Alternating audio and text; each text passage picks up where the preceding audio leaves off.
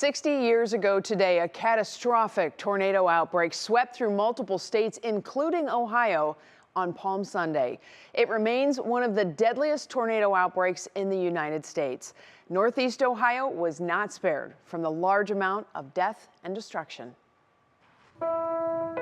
At the crossroads of State Routes 58 and 303 in central Lorain County lies the heart of Pittsfield Township, a heart that was broken on the night of April 11, 1965, when an F4 tornado swept through, killing 9.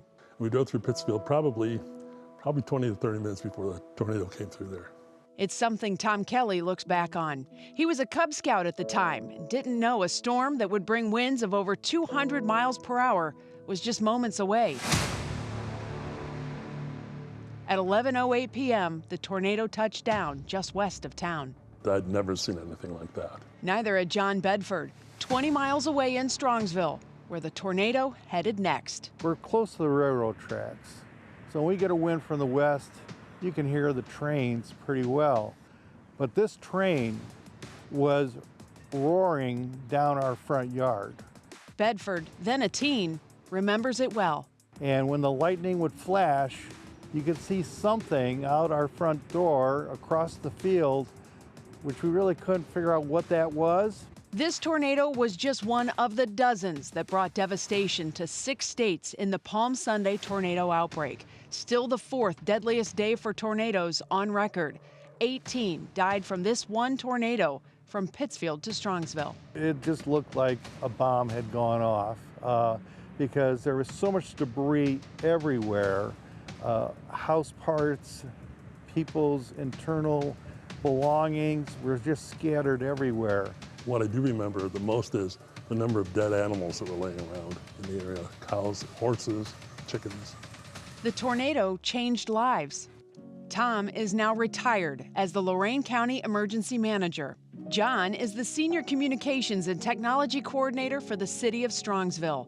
Both men point to Palm Sunday in 1965 as an event that put them on the path to protecting their communities. Going through the event has made me more enlightened to protection that we need for the residents here.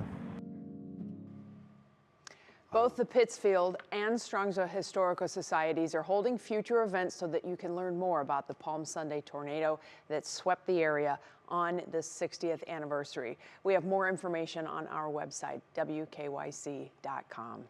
That was a pivotal outbreak. And, you know, we always think of tornado outbreaks as being down south. This was 6 Midwest states, Michigan, Ohio, Indiana, Illinois.